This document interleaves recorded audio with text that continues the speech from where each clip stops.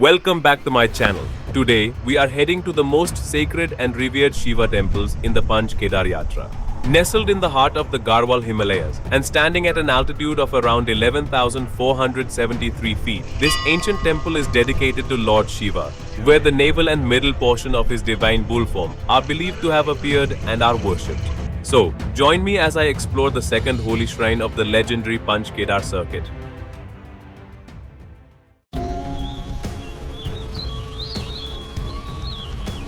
Located in the Rudraprayag district of Uttarakhand, Madmaheshwar is located around 200 kilometers from Rishikesh, 53 kilometers from Tungnath, and about 78 kilometers from Kedarnath. To reach this sacred destination, begin your journey by traveling to Rishikesh either via Delhi or Dehradun. The fastest option is to take a direct flight to Dehradun and then travel by bus to Rishikesh. From there, it's about a 1-hour bus ride to Rishikesh. For a more budget-friendly option, you can travel to Delhi by train or flight and then continue to Rishikesh by train or bus. From Rishikesh, you need to reach Ransi village, which serves as the starting point of the Madmaheshwar trek, and you have two options to get there. The first option is to take a bus or a shared taxi to Ukhimath and then take a shared taxi to Ransi.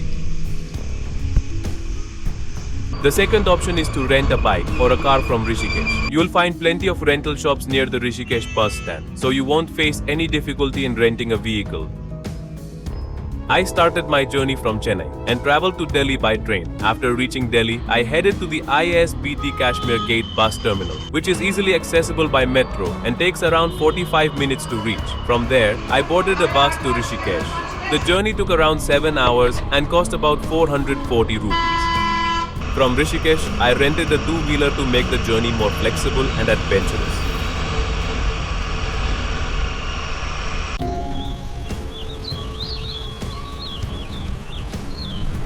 There are plenty of accommodation options available in Ransi, including homestays and dormitory. I stayed at Madhuganga Homestay, which is located about 5 kilometers from the trekking starting point. I took a shared room here, which cost me around 800 rupees per night. Since the homestay is a little away from the trekking point, I would recommend this place for those who are traveling by their own vehicle.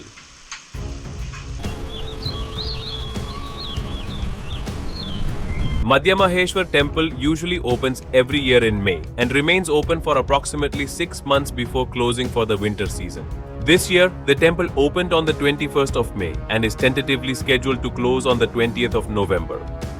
The best time to visit Madhyamaheshwar is from May to June and September to November. During these months, the weather remains pleasant, the skies are generally clear, and the Himalayan peaks are visible in all their glory. If you visit after the monsoon, the entire valley turns into a carpet of lush greenery filled with colorful Himalayan flowers.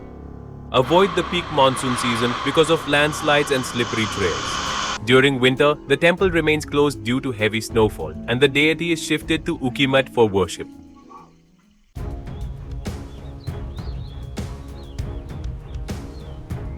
Starting Madmaheshwar trek early in the morning is highly recommended so that you can reach the temple before it gets dark. I started my trek at around 4:30 am. It was completely dark and the surroundings were calm and quiet.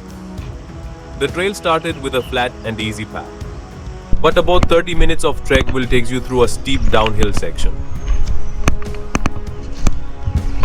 Getting down this section is relatively easy, but you'll need to climb the same steep section on your return journey, which can be tiring after a long trek. After trekking for about 3.5 kilometers from the base, you will reach Devidar Temple, which marks the beginning of the Gaundar village. After offering our prayers and seeking the blessings of the goddess, we continued our trek.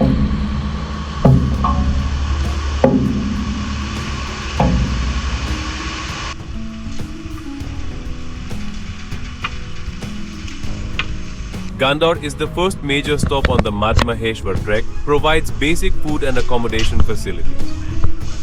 There are several homestays and small hotels available in Gaundar village, making it a good place to take a break.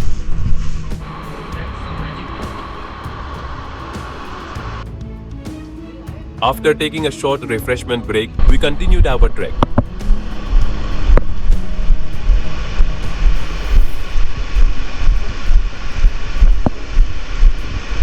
From Gaundar, it's an easy 2-kilometer trek to Bantoli village, which is divided into two sections. The lower section is known as Lower Bantoli, while the higher section is called Upper Bantoli.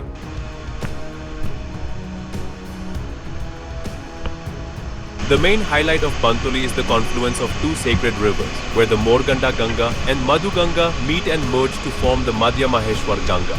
This makes Bantoli a truly special and spiritually significant place along the trek.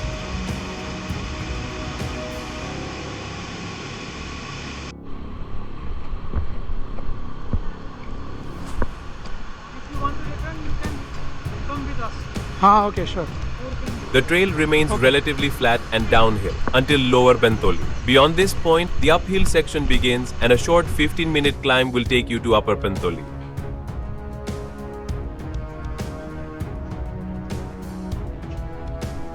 Just like Gaundar village, Bantoli also has several homestays, small hotels and shops along the trail. For trekkers who start their journey late in the day, Bantoli can be a convenient place to stay overnight and continue the trek the following morning.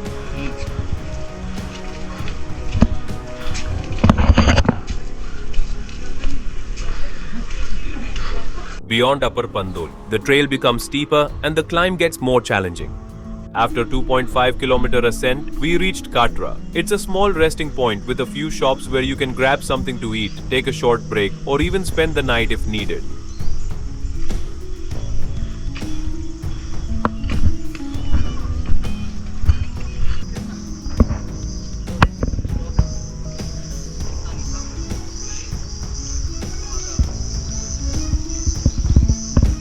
From Katra, it's another 2-kilometer trek to Nanu. This is a small resting point with limited accommodation options, where trekkers can stop for some food and take a short break.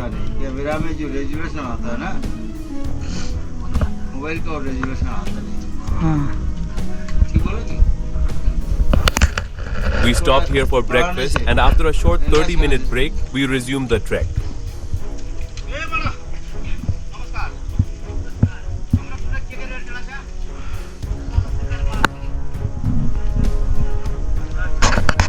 After leaving Nanu, the difficulty level increases considerably. The trail becomes steeper. At the same time, the scenery becomes absolutely breathtaking.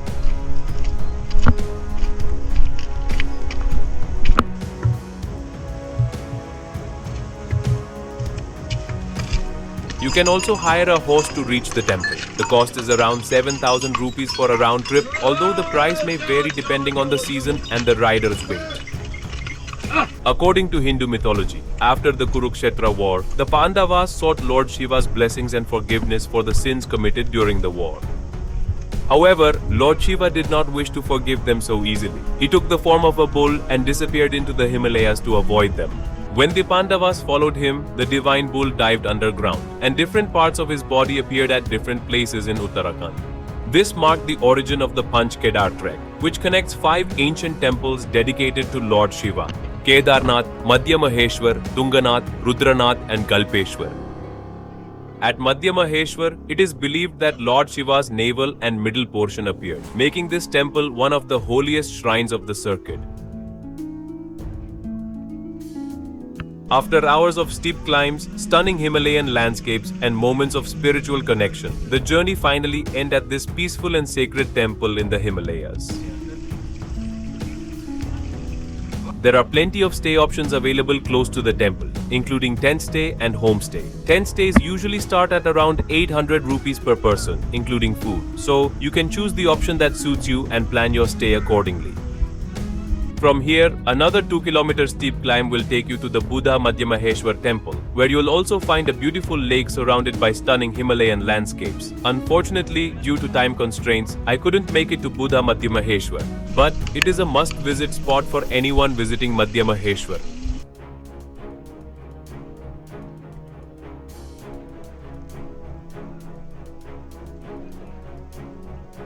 After having darshan and spending some peaceful time surrounded by nature, it was time to begin the return journey. The breathtaking views and serene landscapes make every step of this trek truly memorable. Overall, the trekking distance for one way is approximately 18 kilometers, and it took us around 8 hours to ascend and about 5 hours to descend. If you have any question about Madhyamaheshwar adventure, drop them in comments below. See you in the next video.